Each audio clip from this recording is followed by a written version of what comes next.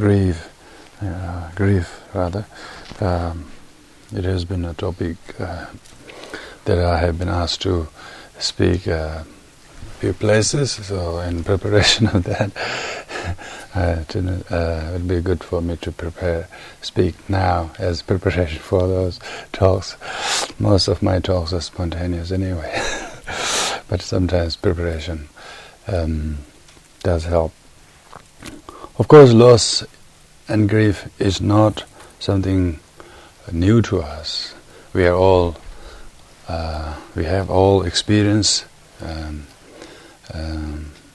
knowing people who are affected by loss, even if we have not experienced major loss as such in our own life. And from Buddhist teachings' point of view, it can actually be an opportunity. The loss could actually be an opportunity to have a great gain, only if one knew how to turn it around, refreshing one's mind from the very wise and liberating teachings of impermanence.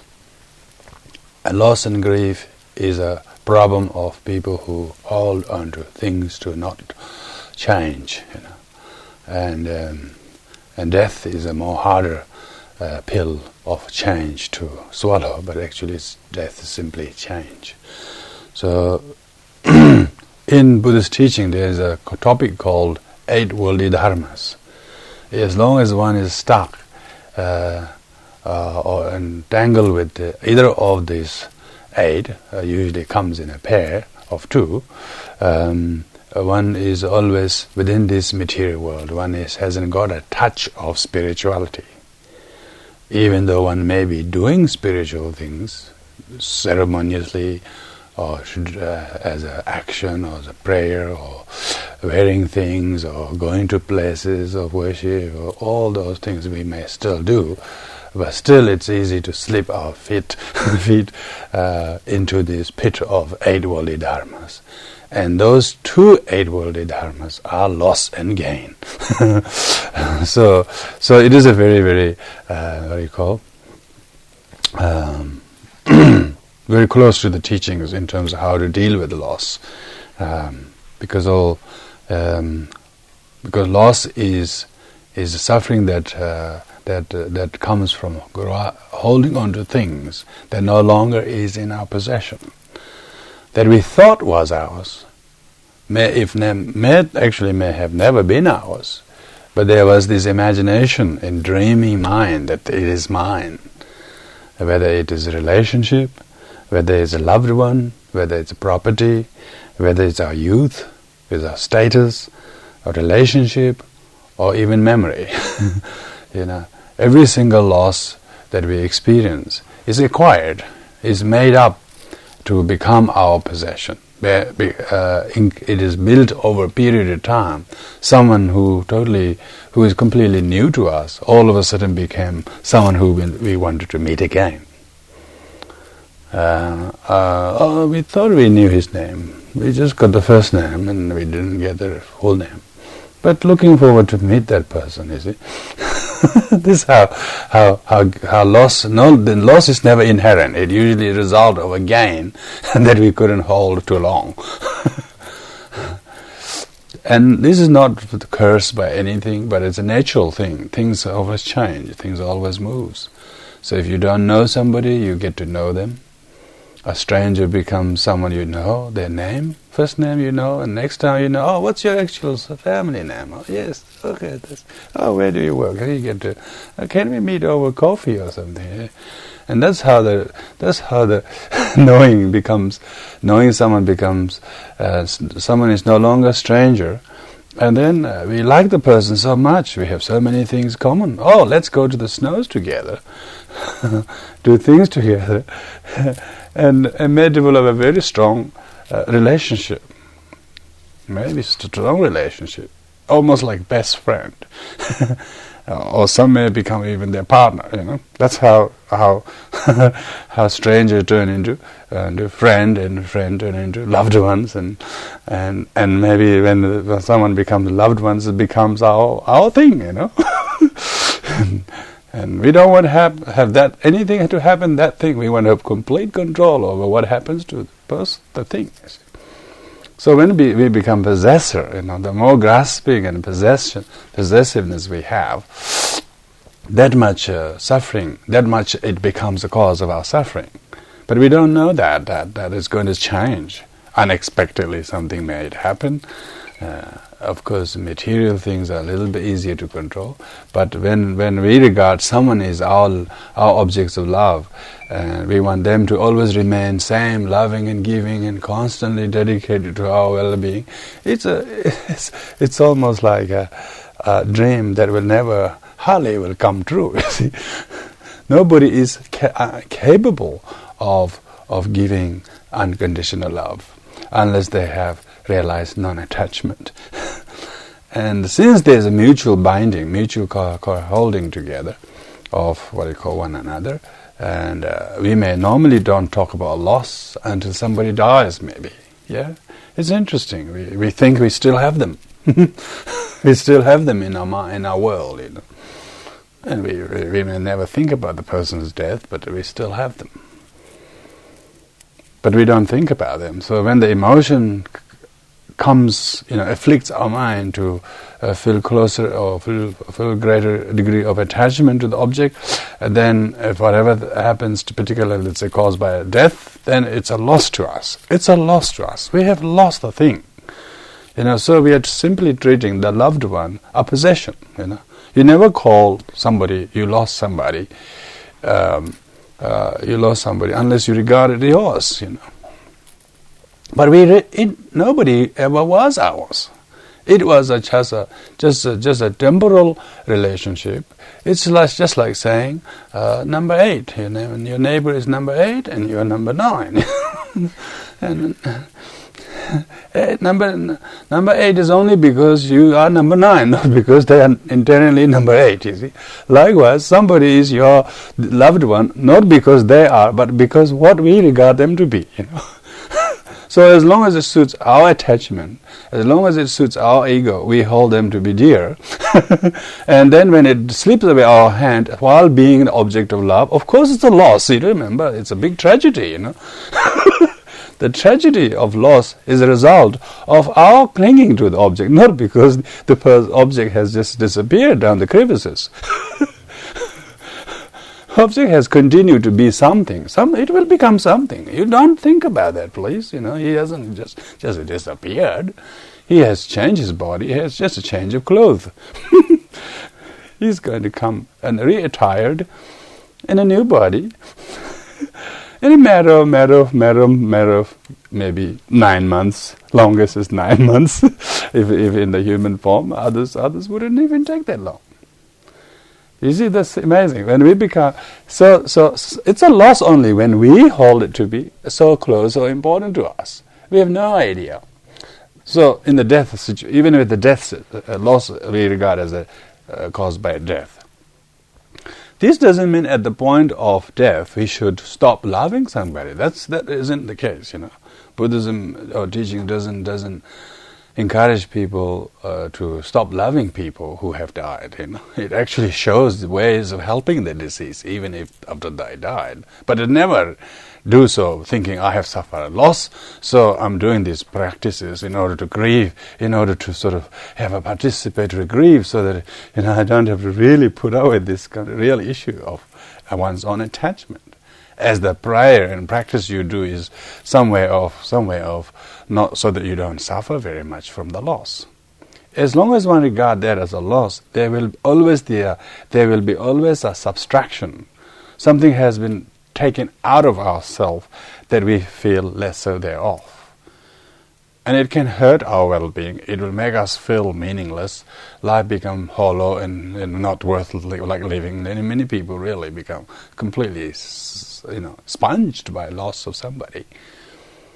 of course, their life, if they think about their life, the person who they feel they have lost, yes, was in their life for maybe good 30 years. But what about that? How about the time before that? When you didn't meet the person, you go back to that time if you really wanted to go. You really wanted to relate your experience. The time before you met the person, how were you? Weren't you adequately complete? Or maybe not quite, but not this bad, we can say. You have therefore accumulated so much attachment over the years that's now biting us, not by somebody's death. There's people dying every day, but we don't suffer any loss. We don't experience any loss. So it's not death of somebody that is a cause of loss, is it? Cause of loss is cause of this feeling of loss is our attachment to it, as if we are less worthy of a person because we haven't got that. But there are just equally valid people there needing your love. There will be many people there who will be quite happy to receive the love that you don't have a place to give to, object to give it to this person, and they'll be quite happy with it. So you haven't lost the object of love. There will be sentient beings who are numerous. As long as your love isn't one that entangles yourself with it, you will be more readily increase your capacity to give loving kindness to other sentient beings. So to feel that I don't have anyone to love to, it's a complete delusion, saying, oh, my loved one died and I have no one to love to. A person who is deprived of teachings, of course, may feel that, and I wonder why we teach kids to go to sleep with all these dolls to hold on to, a teddy bear is hold on to, People always need something to hold on to make themselves feel real, or at least they have something. They never are adequately themselves. They're not enough within themselves. So that's a cause of the suffering we've experienced from somebody's death is our attachment to it. Almost, if the object is someone to whom we have given love and compassion, we have given as much as to our ability until their death, of course it is a bit sad in the sense not to have that same object, but one has no regret that as far as what we can do, there is nothing we feel bad about, and only thing that you can really whinge about is you haven't died before them. Isn't it better because you love them so much? Because if you died before them, they have to suffer this now. So if you really love for them, you have actually fulfilled your prayer, isn't it? So this reverse logic is very useful, because that's what most people don't have the gymnastic of the mind to think like that. They think they are a victim. Oh, they lost. Oh, look at him. His wife is still alive. Or look at them. They got all the children alive.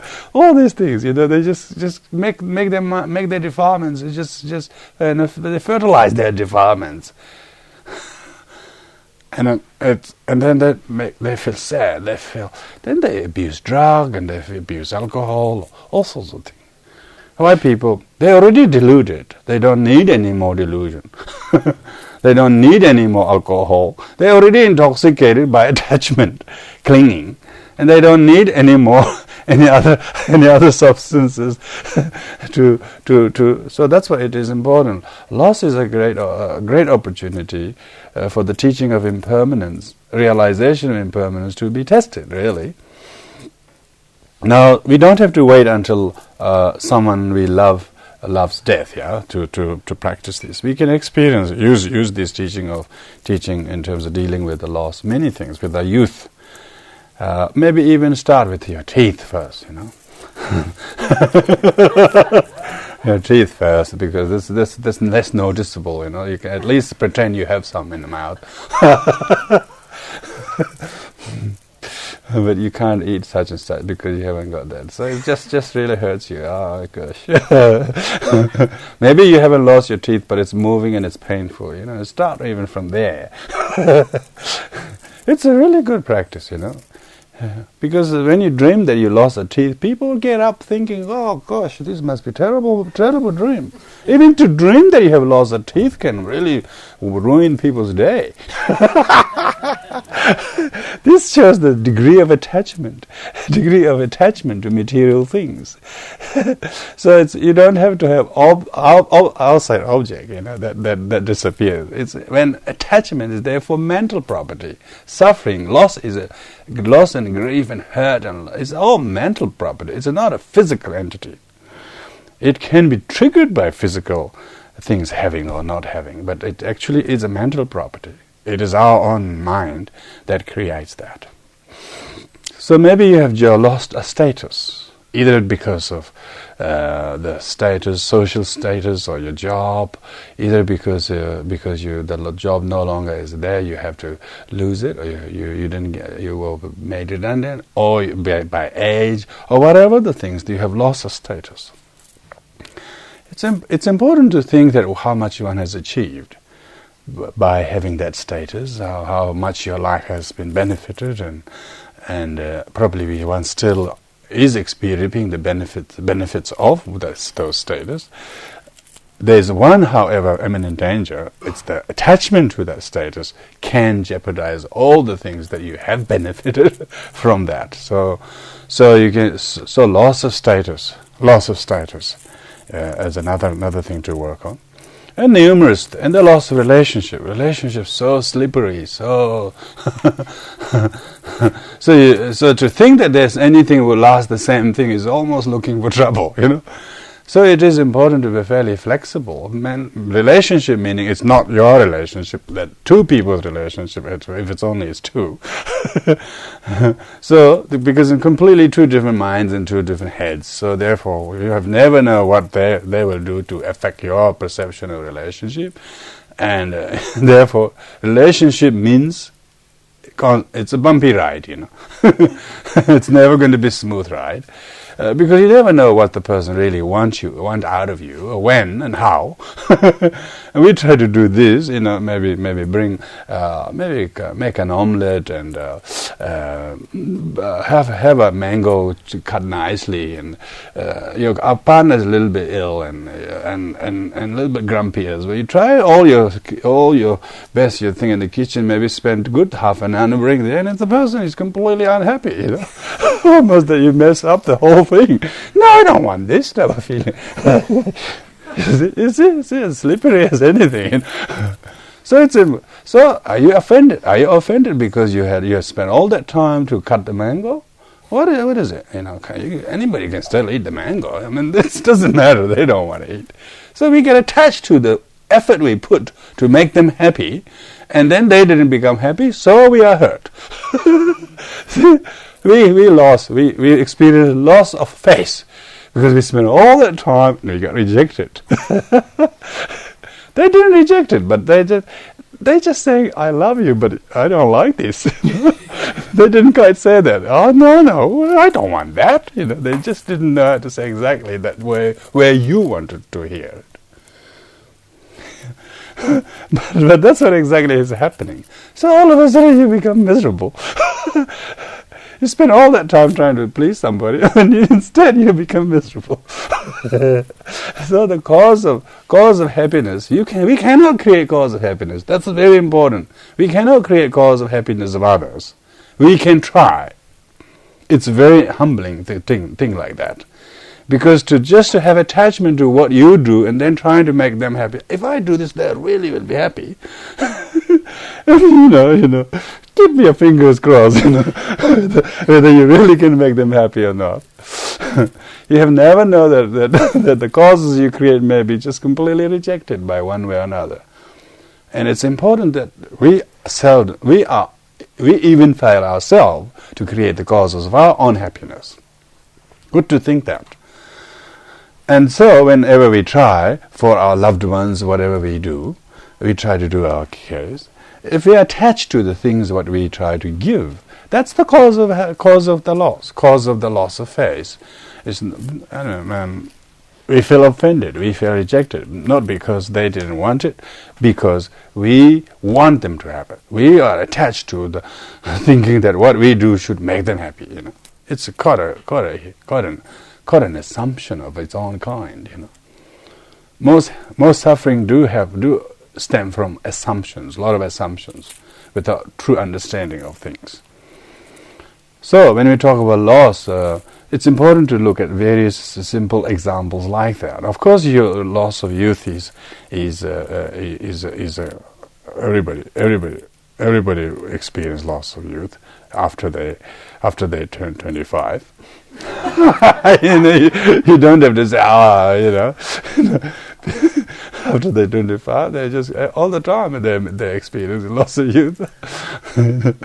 So I think everybody in this room is, except few of you, except few younger ones, have not yet, But attachment to thinking that youthfulness is the only thing that, of course it's suffering. Youth has their own suffering. You have no idea, and you'd be probably happy that you are not youth anymore. Particularly this time and age, you've grown up and you had the good days in your youth, and you don't face the same troubles that today's youth have to face. So to become attached to youth, thinking that you were younger, is looking for really. Ask the youth thing. How are your days as a youth and living in this society in this 21st century? They'll tell you. They'll tell you what is being like youth. So to become attached to what is not really cause of happiness is the cause of unhappiness. So any attachment, whether it's loved ones, whether it's a status, whether it's a relationship, whether it's your own youth, or whether it's your own body. Like teeth as an example. That you say, I used to wear that size, and now I'm just so I can't wear that. Feel bad about something, and that sort of thing. You see, so almost that you lost the size 12. If you are size 16, there is no inherently existing 16. It's added on the 12. You see, 12 is still there. It's just that you put on a bit too much on the sides. So you haven't really lost size 12 at all. You can really you can just add it on top of that. You can. If there was inherently losable size 12, you could never get 16. You will never reach to 16. You see? People's cause of happiness could be just small things like that. They're sort of sad because they look like these, or they are not looking like that anymore. Or I don't know why people spend hours in those parlors trying to look young, trying to look have the color the hairs that you really don't really have. All these things are just completely misleading oneself. You see, it's trying to disguise oneself as happiness should come from that color. When some people maybe deliberately try to dye their hair white, and one is trying to dye it another way around. It's amazing. Some people have naturally white hair, whether they're old or young. Others are deliberately trying to be different. You see, so this shows that happiness is not comes from youth or any particular form. It's when our mind is able to accept the things as it is, and most things are constantly changing. And so this brings us back to the actual main subject of the problem of loss as someone dying. Someone dying, and it's much more harder to understand or accept than changing phenomena in your own life. But fundamentally, the remedy is same to all of those, from ordinary small things like loss of your hair, loss of your says somebody just going bald, particularly women are going bald, Man is quite considered to be just achievement, really. Achievement of living long, For women to go bald is it's a big nightmare.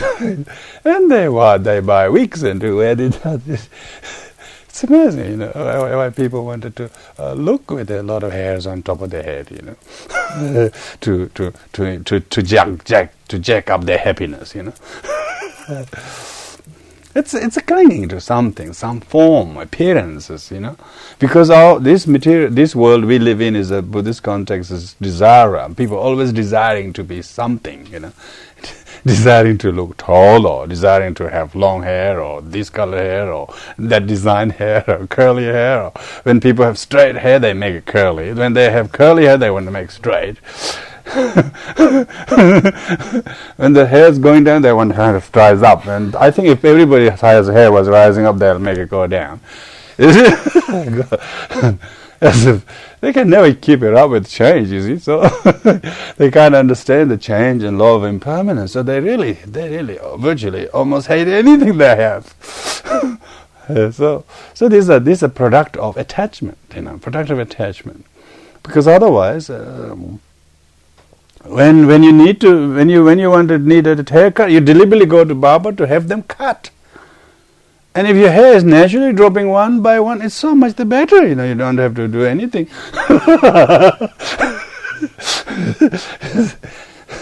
So you can see it's all human conventions, what they think should be or should look like to be desirable to themselves. Others may completely disagree with us, but it's quite a different matter, Sometimes we're busy in making sure that how we are desirable to other people or presentable to other people. Other times we want to be presentable to ourselves. Because most of the time we're trying to depict a picture to make them see us something nice in us. Like people wearing wigs, for instance. They themselves probably know that they have not a lot of hair, and they wear wigs. They themselves is not completely sort of reliably happy with their look, but as long as the people respond them look happy, then they're happy.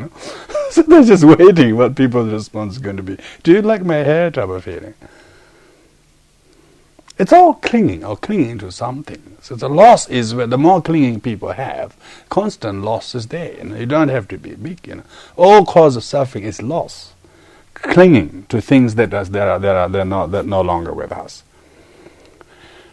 And of course, we would like to try our best to sustain or maintain certain relationship or certain looks or certain health as much as we can. That's what with everybody studying and learning, all things are trying to make sure that the things are kept up so that if not everything is falling apart,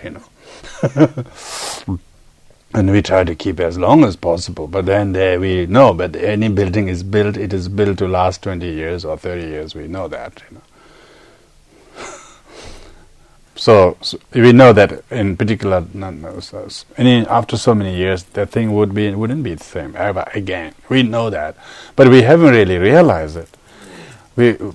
And that's what the loss is. The loss is that when one sign of loss, one sign of attachment that affects us, by someone's death, that we experience so much loss and sad, and as if this is some kind of tragedy to our life and to the family that we have. When we think about that, we become completely numb that the rest of the world doesn't go through this similar experience every day. And so loss is therefore a great opportunity to turn around, to realize that to invoke greater compassion. There are many beings like me, There are many beings like me who, without the teachings of Dharma, suffer so much and make their suffering so much worse. I have at least got a glimpse of the teachings, Only if my mind is wakeful enough to switch my mind to the right direction, this can be a great catalyst for me to gain realization that all things are impermanent. It's not just because when it happens to me, but it happens every day of the day. There's always, however tragically our loved one died, there are more tragic ways many people are dying, without any importance to us to know about it, So therefore, it's to personalize that this has happened to me, only manages to deepen our sorrow, self-made sorrow. And the death, or most death, is if some people prefer a certain way of dying, I suppose. that death is usually caused by karma, to particular karmic causes that people have to die. Like the Buddha's very celebrated disciple Moggallaniputra. He was the number 2 disciple of the Buddha. But when his own death, he was virtually stabbed by people. Stabbed by many people, by the way, But his death has to be that way because of his particular karma that he's created in the past life. So therefore, the reasons, manner in which somebody died is a bit hard. Any dying experience, when people don't know what death is, or any dying experience is hard for the dying being. But for us to deepen our sorrow that someone died in this manner, it's only going to exacerbate not only our attachment but also our anger. See, when you don't know how to cope with the loss, there's so much anger and blame. And guilt as well, you see. When you understand that somebody's death, people die, people do not die necessarily in hospitals. And some people may not even wish to die in hospitals anyway. And most people die in different places, on the road. Who will expect to die on the road? But that's what many people die. And actually, as long as somebody who get killed on the road is not our loved ones, we don't feel any loss. Amazing. That says a lot about our emotion, isn't it? It is some family's child, or some family's man, or woman, or children that has died on the road, and why can't we feel the same sorrow or loss? A life has been lost. They were just on their way to the party or something. They meant to come home. And when you think about it, any death is a great cause of sorrow, isn't it? That kind of. But when you really understand the teachings, then whether it is our loved one who has died in tragedy, or someone's loved one died in tragedy, both are powerful messages of the teachings of impermanence and non-attachment. You could not hear the same teaching, theoretical teaching, and have the same impact on you when you really put the experience of loss itself and then look at the teaching of impermanence. Then it will liberate us. That's why it is not loss really. It is an opportunity to gain spiritual realization. It may be physical loss, it may be material loss, to us. But we didn't come in the world with a lot of material things. We came empty-handed, by the way, actually. So we're not meant to carry a lot with us. But if we can return with this realization, we have come in the jewel island, and then pick the jewels, and then take the rest.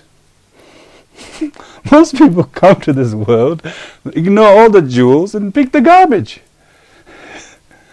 Getting attached to the very things that are cause of sufferings. And as if our attachment to the loved one helps the disease, of course that may be allowable, but does it help our crying and our going on about our misery that we have suffered as somebody? Does that help the disease? I doubt it. It probably would harm the disease more. They are just as emotional as we are. They have realized they have died. For a long time it will take quite a long time, and particularly death is tragic. A long time and if they are not helped properly in that process of death, not guided spiritually by the families and friends, of course that soul of the deceased would be very much troubled. Would be repeatedly come back to the family as if they have lost all of us, which is true. We have only lost one. We don't think the others are lost, do we? An amazing delusion. And the deceased person, he or she has lost all the people. Now just think about that. Now, if we are thinking that we are at a loss, that our loss, suffering of loss is caused by the death of our loved one, of course that will make them feel guilty. So are we helping them? To make someone feel guilty is not helping. They are still spiritually just as telepathic as anyone can become intuitively. When you are in a mortal body, we don't have great intuition. We still think we have some. But when you are released from the mortal body, you become super intuitive. You become much more communicable as a spiritual being than you ever were. You see? Therefore, a deceased person would feel at a really loss, what I have done to make her and them and all go through this. But if you are instead doing something spiritually, spiritually gaining, trying to see, this is life is an illusion. Most people suffer from holding to illusion as real, and this is a great opportunity for me not to do this. My loved friend has died, but he or she has lived a life full. You just eulogize in your own mind, thank the person, do whatever you can see and dedicate, release the consciousness from our clinging, and offer prayers, whatever society dictates you to do. It's to do good. And some are not really some social, I would say, bereavement or grieving or funeral process is very, very little geared to help the deceased. And one has to acknowledge that and try not to fall into that category of negligence of the well-being of the deceased. Deceased only because the person's physical body is no longer there for us to see and talk and listen to. But otherwise, the person hasn't just adhered. The soul or spirit or consciousness, which any religion, they think something is there after death.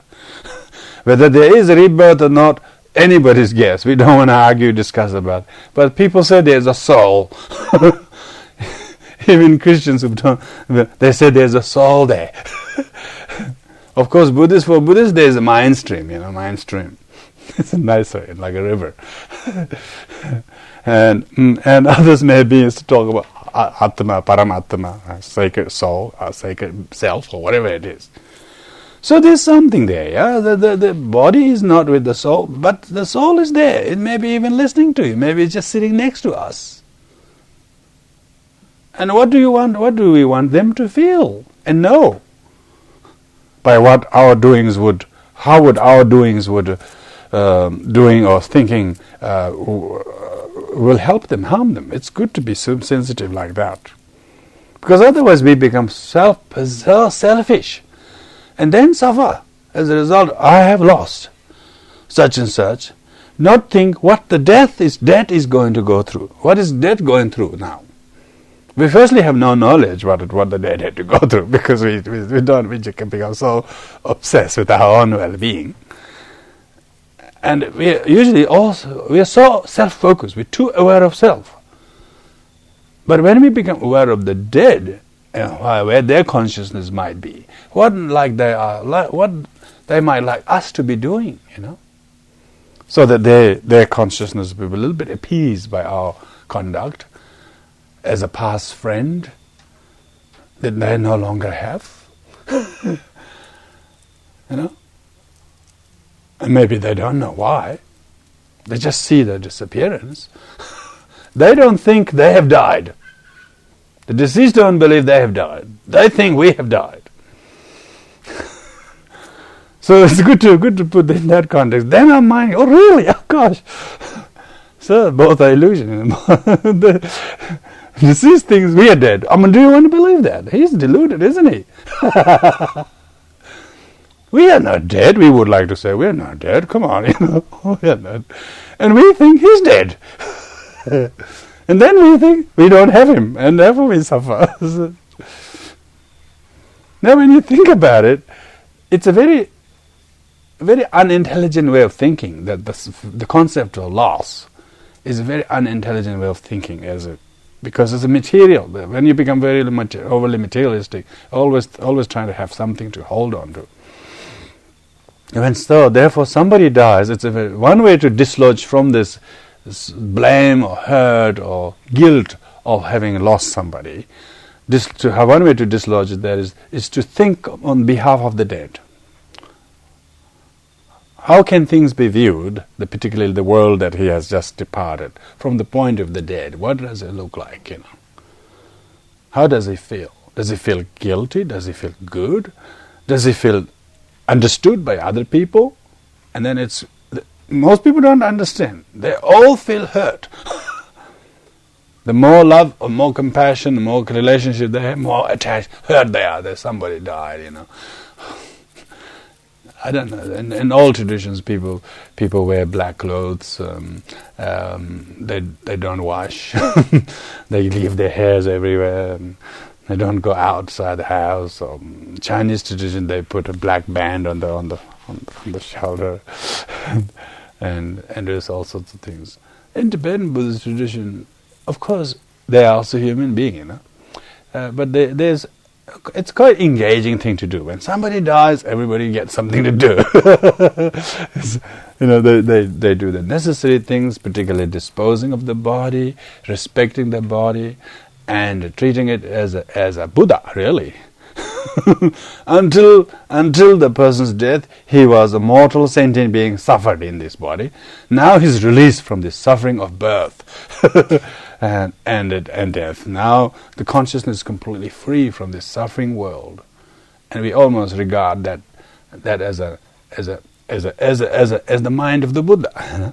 Treated, respected, we may do prayers to remind the deceased as their mind, nature of the mind is the Buddha. We may put in a nice funeral pyre and a fire puja desk, put on a cross-legged posture with the hands crossed, holding Vajra bell, put them there, and we make all the offerings of substances to let the consciousness know that their material body was never real anyway. And now their mind has been completely released from that, and make the deceased consciousness know the great illusion of the world and life has finally ended. What a great relief it is for you that you are liberated from this deluded world of materiality. Now you're completely released from this mortality, world of mortal bodies, and therefore recognize, unite your consciousness to the Supreme, without holding anybody as daughter or husband or mother or wife, but just become completely free. It's just like how wonderful it would be to be free, that you don't have any obligation to anybody, but just to fly free, fly. How would that be? And we try to make that deceased know that this is the opportunity they have got. When they're all the family, they may light lot of candles, thousands of butter lamps. All the names of the deceased quickly is rushed into different high lamas and monasteries to say prayers being said continuous, and whatever is the material wealth of the deceased, we quickly dispose them for such purposes. And there's nothing is left for the family members to say who should have this, who should have that. It'll become another problem. And almost dispose as much as possible in order to help release the deceased person's consciousness from becoming attached to material things. And when so therefore the 49-day period, you could say that the traditional people say, what's the mourning period of Tibetan Buddhism? We don't really mourn, but 49 will do.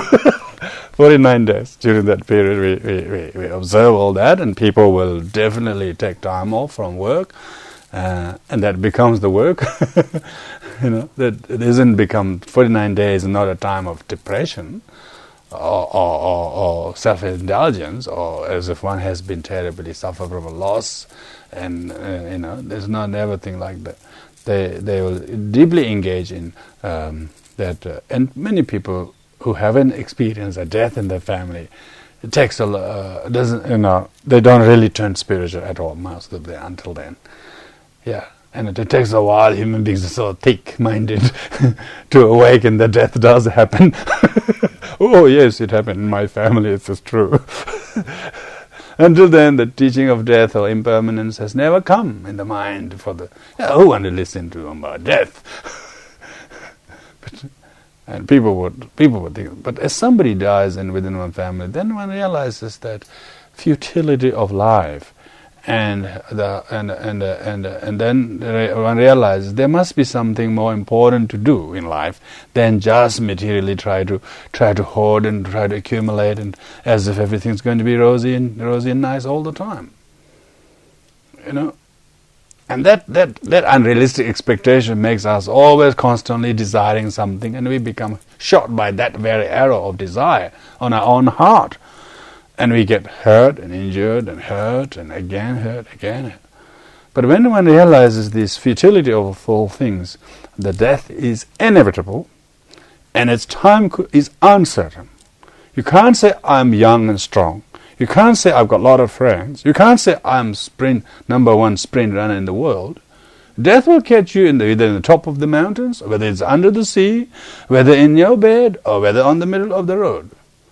It will unfailingly catch you up where you're meant to. It's not meant to cause you suffering, but most people find suffering with it because they don't know how to greet it or receive death. If you really receive death, it is the most liberating experience of peace. People have no experience of peace in living, but in death they sure will. But only if the memory of living doesn't interfere.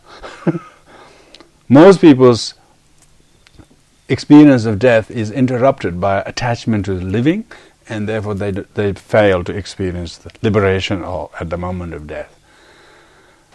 And that's why loss and grief is a very, of course, incorrect term, really incorrect term. But of course our society can only understand from that level. And when people have really understood or seen somebody's death and then realize everything is like that, they have an amazing realization. That's the gain. They have amazing realization they were never going to expect from such a loss. A loss is a loss, remember? They say, it's never have it back. Of course you can't buy that. You can't anything you achieve, you don't gain this realization. But you gain this realization only when you understand the meaning why people think loss is a terrible thing, when it really is opposite. When you truly have the benefit of the teaching that shines like a light on your forehead, the torch that shows your way around, death becomes the shower of the life, nature of the life, which is really hollow. To hold on to anything is completely like the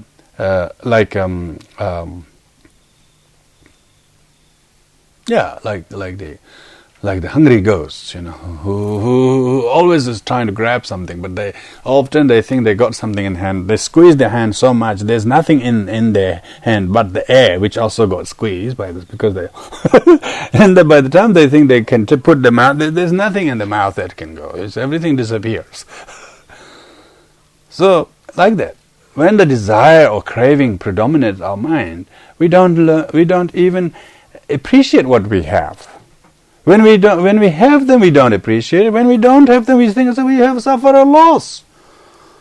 Gosh, how much did we appreciate? The one who really fully appreciated what they have, when their death or whatever separates them, they have a great sense of decency to let go. They have more to the memory of the happiness that brought from that is sufficient for the rest of life.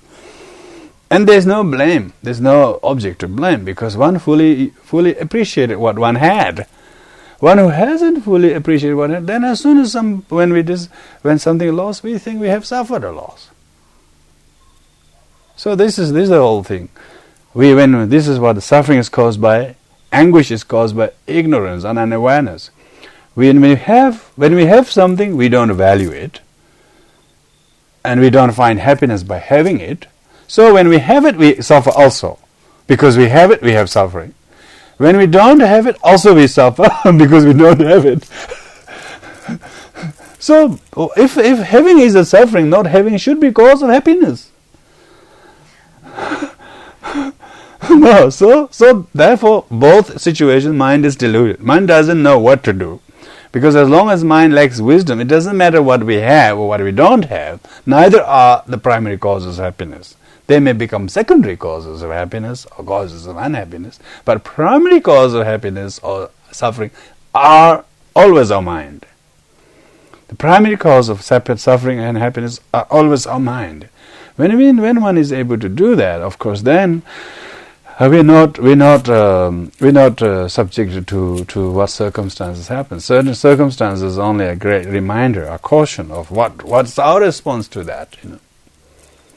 This is important in terms of because if one has experienced a loss, like people give workshops on loss and grieving and so but actually they're just teaching how to overcome that difficulty and then move on with life. As you will find somebody else who will really look after you.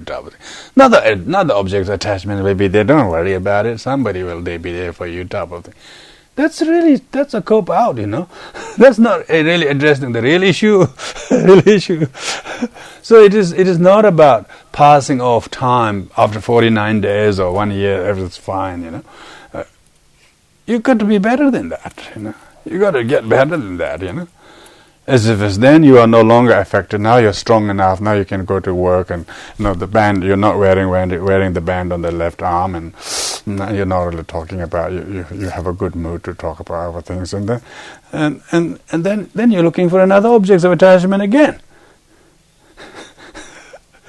So whole idea is one has to understand the whole loss of somebody in life. One completely gave us a totally new meaning of all relationships. Not to hold on to any of them, not to become victim of our own grasping. That's a wonderful gift. Then we have learned so much. Death of somebody is powerful spiritual catalyst. It can really press the button, a right button. If you are surrounded by the right kind of friends, you will hatch the spiritual self with it. We don't understand death a lot, but when you really understand it, it brings the real spiritual self within you that come up begging. Come on, you've been neglecting me all this time. This should have given you the given you the huge signal to live or think differently. When we have that, then therefore the loss is no longer loss. We actually experience a lot of gain from it. And it shouldn't be waiting as a grieving process completes and then you are in a mood to talk to other people or go to it shouldn't be like that, you see. And the impermanence effect of causes, things changing is constantly. It doesn't have to be somebody, you don't have to wait until somebody dies. It's all the time, dying is there all the time. Somebody has lost that, somebody has lost that, somebody lost that.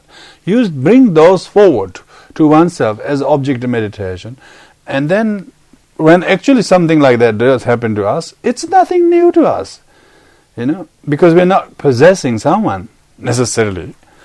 Everybody is dear to us as long as we are able to help them, give them what helps them to create causes of happiness. If we are not contributing to that, then whole relationship have to be reviewed. You see, it may be afflicted relationship. It may be completely poisoned by our grasping and possessiveness and control. And these are causes of suffering. Remember, however much control we enjoy now, it's going to be cause of suffering later. So control is not a cause of happiness, really. Sometimes being able to just accept the lack of control, that you are the controlled, you are not the controller. It's good to be controlled sometimes. That someone should control somebody. That you may control there, but you may not control everywhere. That's a really good lesson, Then it tests our humility and our ability to let go. Because it's easy to be puffed up by the idea that you have control over things when you actually don't. It's only here you have control. It's only there you have control. But where else you have control? It's hard to be nobody, And death is that, Death is just becoming nobody. And when you're nobody, it's really no problem. There's no problem. Then, when you're nobody, you have realized selflessness, you see. And the whole teachings are geared towards helping to realize selflessness. And death is that one nice sort of rhythmic thing that happens after every life. There's a death. It gives you opportunity to become nobody, and then we become even more grasping of our past living, and then we try to come back. And some people actually reborn in that very family. Oh, they manage very well. Tibetan tradition of looking for this tulku system, is an amazing. The boy is found in the boy's family. Gosh. Whether it's out of devotion or attachment, or I don't know what brings him back. Hope he's liberated to come back. But most of them, doesn't really show that. It only causes a lot of grasping and fighting and control of power and status, and it doesn't seem to liberate the very, very, very cause of the problem. It seems to accelerate the process of grasping and status that you don't have to work for in this life. That somebody else work in 10th century, I'll get that actually. When I die, I'll come back as the reincarnation of that fellow who enjoys so much status in 10th century. No, I'll wear his hat. Much easier, you don't have to do any work. It's completely attachment to status. And the rest of the people who supports around that become just as a cause of that suffering. Doesn't democratize the teaching. It doesn't give any. So attachment is like attachment is not just to loved ones. Just status, the very idea of self and what the self wants to be. And after all, it is the self clinging that is from which all clinging is manifested from.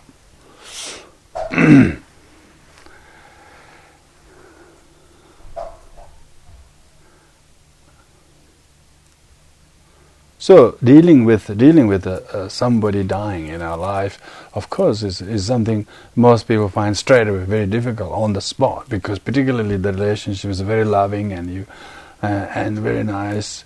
And even when the relationship has its patches of not so going well, when somebody dies, nobody feels happy that you have somebody has died in your life. Even though you had a relation that wasn't so good, you still feel, all of a sudden it is somebody who shouldn't have died. Because that shows our own attachment, the clinging to it. If we are attached to it, the phenomena or label or the person we think it was, because if the person was body has perished. It's in the graveyard. You can go and visit there. If somebody is that, and many people still do. They go to the graveyard. They take a bunch of flowers, and it's better doing that than nothing at all, I suppose. But it just doesn't really address far enough to liberate the attachment, because there's still at least a place you can go to express your attachment to. And that's why in Buddhist tradition, in order that there isn't anything, I don't know about Chinese tradition, that they seem to sort of keep a nice place up on the top of the pagoda, one place for your mom or dad or whatever. In Tibetan Buddhism, we just completely dissolved. The person is cremated or fed the body to the birds or whatever it is, and there's not a single place that is kept as a location or object that represent the deceased, in order that it is no longer it is immaterial now. Your objects of love, if you have, is a spiritual entity. They may have taken another form of rebirth. You may not recognize them anyway. So therefore, it's almost like there is no object. It is no self that you are having attachment to. As far as the person is concerned, he's just reborn. He's already 4-year-old called Jack, actually. And he's no longer thinking it's your wife or your mother. He's forgotten all about it. He's completely selfless about that past self. He just acquired recently another illusory one, and whether he will realize emptiness of that or not, it's completely depend on his luck. But as far as his past self that he had wear the name of whatever it was, he has completely realized it's emptiness. He can't remember it. He can't see it. He can't recognize their father, mother, or brother of that deceased person. He can't even remember he died. He has definitely lost his memory, if not the self. Self is only a memory, remember that. When he has lost the memory of his past self, he is not that self, that's for sure. He's not that self. Therefore, how can we have attachment to the self that doesn't exist? So it's completely illusory, isn't it? It's just like holding on a photo that is your object of love or somebody. But any act like that, I would say, enhances positive emotions of loving kindness, gratitude. Maybe you have holding a photo of your loved one. Maybe your mom who died maybe 6 years ago. You still have a photo. Every time you look at it, you remember so much of her kindness. It reminds you to emulate that to others. That's okay, there's nothing wrong in going to a graveyard or holding a photo. There's nothing wrong with that. The whole idea is, as long as we are able to skillfully utilize those, there's nothing wrong with it. But most people do the exactly opposite. So that's why it is important to return this. When one really truly cherishes or values the past mother or whatever it is, that's why Buddhist teaching teaches us that every being has been our mother. It's amazing. The whole concept is quite rich. And most people say, oh gosh, I can barely manage my relationship with this mother, and they're throwing all these old mothers. Like a bit too much, really. But whole idea is that everything is illusory grasping, illusory grasping that someone is this, someone is that, when everybody is deserving of your love. That's what it really is. Nobody is deserving of your attachment, because that doesn't help them, and that doesn't help us. And so why propagate attachment by dedicating a plot of land that is 2 square meters? And the only thing is just doing nothing very good. I think culture has to change slowly, I suppose. Even Buddhist countries now, many Buddhist countries like Vietnam is a very strong Buddhist country because of French colonization and so forth. They still do the barrier and do exactly like Christians do. And I checked with the Vietnamese Buddhists, and I said, "Is it really? Did you always do that?" "Oh, as far as I know, yes." They even don't doubt about it. It seems like they've forgotten the teachings. They got so used to, overtaken by this culture of Western culture, or I don't know whose culture, I don't know, to have, and nowadays Vietnamese people. When they were planning Gangalin cemetery, this is 11 years ago, they consulted all the religious bodies in the cities, and they invited me and so forth. I said, you don't have to involve me. I said, as far as I'm concerned, from the teachings I believe, we don't need a plot of any, not even a fingernail size for the Buddhists, I said. And the Venerable Thikongpa from Vietnam said, no, we do. So he went, participated and give some advice how the place should be set up that is religiously sort of conducive for the Buddhists if they want to bury their dead there. At least they got their place, in the heavens suffer terrible loss, they got a place there, Oh yes. Upon is there. They got a place, It's quite a strange practice, really. I therefore sometimes think that the Tibetan practice of sky burial is very liberating, But the whole idea is that you just look for the self. You just pulverize the bones and cut the meat. And where's the self? Where's the self? Of course, there's no self. You can't find them. You can't find them. It's just flesh and bone and tissues and brain and that's it. Then, of course, it's very liberating. And usually children are, usually if the honor is given to the eldest one and the eldest child to carry the body of the mother or the father from the home to the, nobody is hireable for that kind of job. It's honor that the children should take part in. And younger one might like to carry, but they always respect the honor, older one to carry it, they help. Why they may not dare to actually do the cutting and chopping, because the realization of selflessness isn't that great. So they hire some more traditional people who will do the rituals and ceremony and put lines on different parts of the body, has a ritual of chopping different parts of the body sequentially. It's just a good way of experiencing loss, really. When you ritualize the loss, it's quite an action. When you don't participate in the loss, then you feel that you are always at a loss. But when you really take part in it, you don't find that you have a loss. You gain so much realization. Oh gosh, there were joints, there were flesh, there were bone, there were blood, and that's all there was. And you can read that in the scriptures, but people say, I wish I could skip these 2 pages. So morbid. But that's what really in fact is, Buddha's never, that Buddha never do to make our people suffer.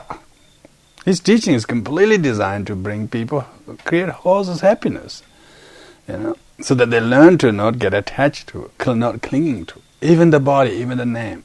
Of course, we have this tradition nowadays, not only the dead person, however mangled their body is in a crash, they make them look as they're much younger than they were when they're living. Is this a prayer for quick rebirth? It doesn't seem one. Put in a wonderfully flashy box that they never would have seen in any situations. No furniture shine like that. But the coffin. So this whole idea of culture of loss should be reviewed in this sense, because particularly in the Buddhist teachings, so that's the story of the Chinese and the Vietnamese Buddhists. They seem to have, because of the ancestor worship, and that may have contributed to the practice of sort of burying that dead ancestor something nicely, so that, and therefore the Buddhist element of the teaching was overtaken by that, And this marrying of these 2 belief systems, I suppose, one took over the other, and no doubt they would have done all Buddhist things at the moment of burial, moment of burial, but otherwise it became completely taken by certain culture. So there are a number of things like the actual teachings and culture of the country. Culture of the country come, overlapping the teaching, and most people think that's the way you do it. Of course, even our friends in Theravadan countries like in Thailand and Burma and Sri Lanka, they're all very used to meditating on the 36 impurities of the body, and dissecting the body as not a worthy objects of attachment. They meditate on that. But when they actually see Tibetan doing it in Tibet, they can't bear to look at it. So the whole Tibetan culture of doing that is is actually those very theoretical meditations that the teaching actually explain you in the teachings are actually practiced. They don't do it when people are living quite. But when they die, they deliberately dispose that body, because their body was nothing and became something, and now it become nothing. And amazing, so nothing grew out of something grew out of nothing, and an egg and cell of the parent became some true causes for that nothing to become, and now that has just gone back to that state of nothingness, and therefore full circle. And that's why it is important to, however loss we feel, after the passage of the time of grieving, one should come out as if one has realized so much. Not thinking one has overcome the death, but one has actually gained so much realization that one didn't have when we experienced the loss at the first. That's what Buddha didn't. Of course, he was too young, I suppose, to experience the loss of his mother, who died a week after his birth. But when he saw a funeral procession, that was enough for him. He said, "What's that?" And somebody said, "Oh, that's death." "Oh, who's death?" "Oh, that's such person died." He said, "Does it happen to anyone?" He said, "Yes." "Will it happen to my wife?" He said, "Yes." "Will it happen to me?" He said, "Yes." So his attendant was really attentive. The attendant gave all these answers and positive. Yes, it's death. Yes. And that says, "Please take me home. Cut short this excursion. This is enough." And that was enough. For him, that became his meditation on loss. Before experiencing loss, he came to realize these are all inevitably you will lose. So whether you wait until you lose it, or whether you imagine before you lose it, and therefore learn to let go before even you lose it. Because if you let go before you lose it, then it's a lot easier to let go anytime. No time is too early for you, therefore you don't suffer the attachment. Of course we're not praying somebody's death, praying somebody's death, we're not doing that, but we are just praying that that's what the Rabindranath Tagore said, that, he said, "May I not be intimidated by fear from outside, but to overcome one within me." You see? So that's the whole idea. It's the cause of our loss is not out there, our attachment in us.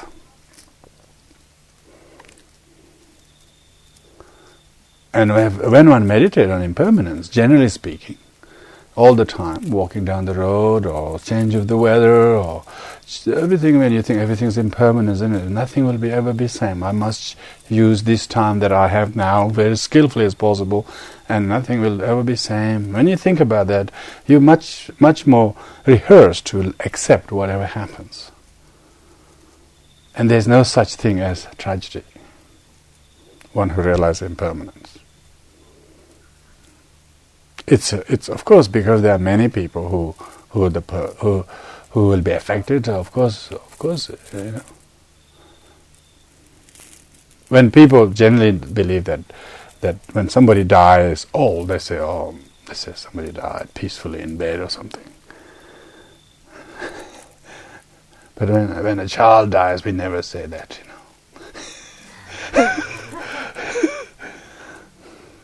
It's because we can accept that someone dying old, but we don't want to accept someone dying young. Only that is the reason, because otherwise who can say the child doesn't die peacefully? Maybe more peacefully, because it hasn't got a crooked adult mind. Mind is very pure and simple and innocent, and they die very, very peaceful, very, very clean. So these are all concepts, really. Concepts of attachment and clinging, are dominating our mind. When we are free from that, then, it's acceptable. It becomes acceptable. When we don't accept, anything is a loss, Hardly anything come our way. Everything just get lost. Everything is a loss, When you understand the teaching of impermanence, we have so much we have gained. It doesn't seem that anything is a loss to you. Because if you have lost your purse, at least someone will find it. Think of the joy of the finder. Well, it's only relative. It's only relative. It depends which side you want to choose. And impermanence will help you to change sides. And that'll do.